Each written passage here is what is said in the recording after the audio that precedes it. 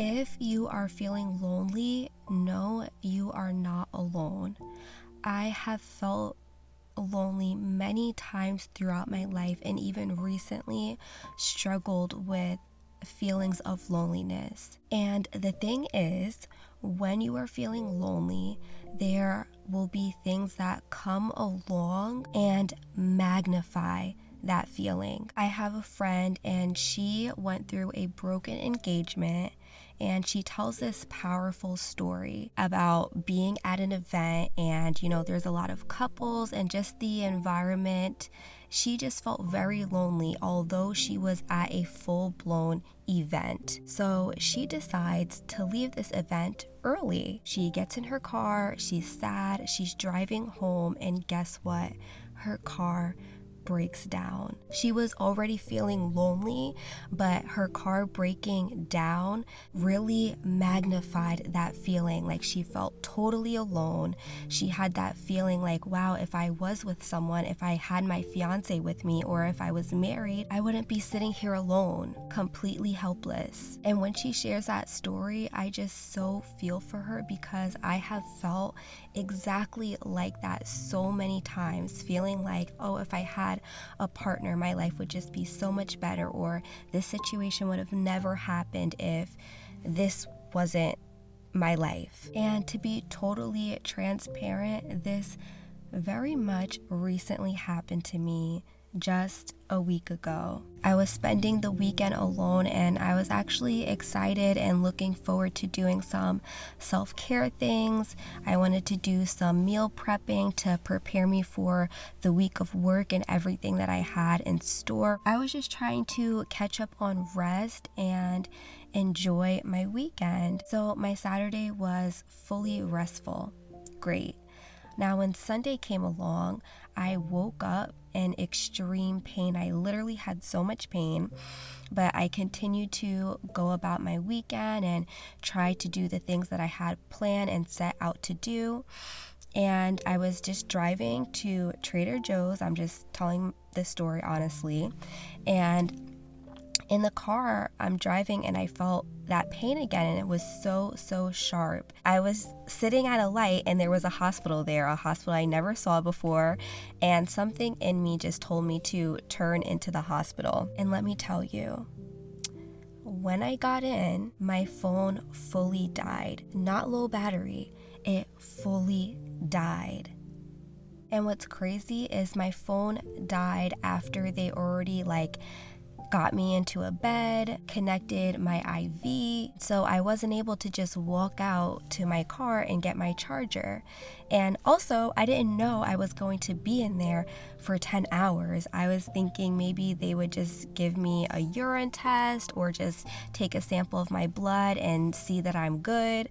But if anyone has ever been into the emergency room, there is nothing quick about it. This was really a moment that magnified those feelings of loneliness, because I went in totally alone. I didn't go with a friend, I didn't go with a partner or family member. I was totally by myself, and on top of that, I had no one I could talk to. I couldn't message any of my family. I couldn't message any of my friends to let them at least know what was going on with me.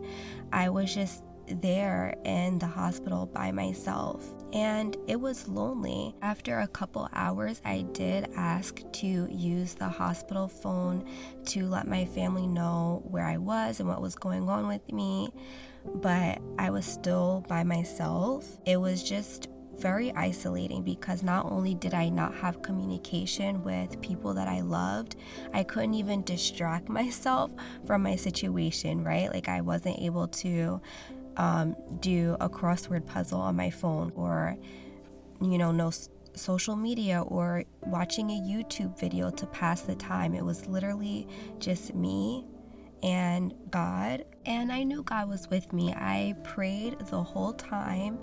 That's the reason why memorizing scripture is so important, because I couldn't pull up stories in the Bible to read or look up verses to encourage myself in this situation. It was just literally the scriptures that I had memorized and had in my heart already. So I wasn't going to share this, but to top off this whole situation, I did end up receiving bad news from the doctor that was, helping me and trying to figure out what was wrong and what was causing that pain. I really don't want to get into it or share, but even though I knew God was with me, getting that news just felt so heart-wrenching. And again, I had a lot of time by myself and alone and time to think. And I know that I'm not the only person that has feelings of loneliness at times. We are living in such a lonely generation. Loneliness is just that pit in your heart and your stomach on the inside of you that just feels so sad. It's like such a sad feeling. For me, on that weekend, the last hour I was there, my dad did end up coming and spending that last hour with me, and that was very nice. I know some people don't even have that, but when you have that feeling of loneliness, it already feels like so bad. But the reason I wanted to come on here and share this is because about 1 year ago, I made this video called Why Did God Make Me Ugly? And it wasn't, about me, but if you don't know, my background is in mental health, and I saw that was a topic that really no one ever speaks about, ugliness. And what I will say from comments, emails, people that have spoken to me in person, the root of that feeling of feeling ugly,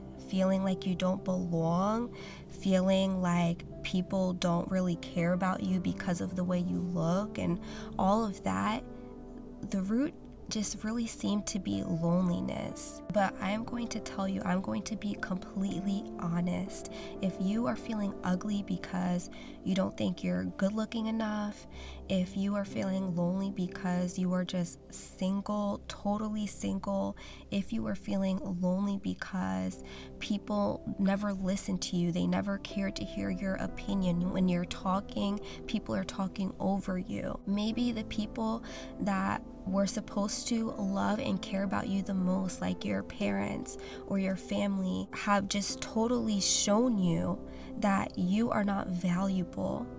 I am here to tell you that that is a lie. You have to begin to recognize when you are starting to listen to lies and you're starting to let fear get the best of you.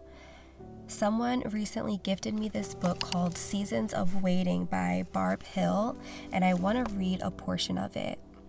Fear creeps in when we believe our hiddenness is synonymous with being unseen. Before David reigned as king over Israel, he worked as a humble shepherd boy in his father's fields. He was faithful in obscurity because he knew that although hidden to others, he was fully seen by God. You may be lonely right now, but you are seen by God. You may be lonely, but being lonely is not being unseen. Being lonely is not being unimportant. You are seen and you are important. You might be hidden. This might be your season of hiddenness right now, but being hidden doesn't equal being unseen. When I was in the hospital, totally alone, I had to speak to myself. I had to encourage myself and tell myself, as I was sitting in a hospital bed all alone, I had to tell myself, Brianna, you are not alone. If you right now are sitting alone and you are feeling so lonely, you have to be able to tell yourself you are not alone, because you're not. God is there. God is always there. You may be at a place where you're feeling completely hopeless, but you're really not hopeless, because if you were totally hopeless, you would have never clicked on this video. When I was in the hospital and I got that bad news from the doctor, listen, I'm not gonna lie and come on here and try to be perfect. I cried when she was talking to me. Tears were just shedding down my face. But when she walked away and I cried my tears and I was sitting alone, I had to say, wow, that was a bad report. But I choose to believe a different report. I'm not going to just go off the report of a doctor. What is the report of the Lord? What report does God say? Does God say I'm sick, or does God say I'm healed? Does God say I'm ugly, or does God say I'm beautifully and wonderfully made? Does God say I'm lonely, I'm a loser, or does God say that I will never be forsaken, that I already have the victory? Listen to the report of the Lord. Listen to what God says. Because let me tell you something, God has the final say. When I was sitting in the hospital bed and I started to encourage myself in the Lord, I really started to get amped up a little bit, because I remembered that that was not the first negative report that I've ever gotten. I've gotten plenty of negative reports, from relationships to teachers, and definitely from doctors. Doctors have told me all types of crazy things throughout my life because of a disease I was born with. But the last time I received a negative report, I said to myself, you know what?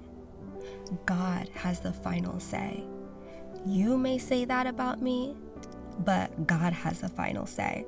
So let me tell you, your situation may be very lonely. You may be totally all alone, live alone, single. Maybe you're in a transitional season of life where you're leaving school or leaving a job where you had friends and community that you looked forward to seeing, and now that that has changed, it just feels very lonely. But you have to be able to talk yourself out of that feeling, because that feeling, the enemy wants to make you stay there, and there will be situations that arise in life that kind of is just life, right? Like my friend having an issue with her car, or maybe something does happen in your life that will magnify that feeling of loneliness.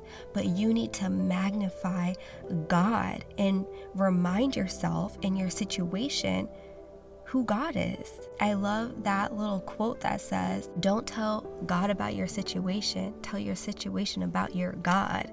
And of course, you could bring your weariness and your situations and your broken heart to God. And He loves that. He cares. He tells us to lay our burdens at His feet. But there are times that you will have to speak to the situation you're going through, speak to your feelings and say, no, God has the final say. I might be, single right now, but God has the final say over my marital destiny. I might be going through this thing in my body that no one else understands, but God has ownership of my body, and He has the final say. I might be tired going to work and just feeling like I'm wanting this season to end, and feeling like friends don't understand and all of this stuff. God has the final say, and in due time, your season of hiddenness will end. Being hidden is not synonymous with being unseen.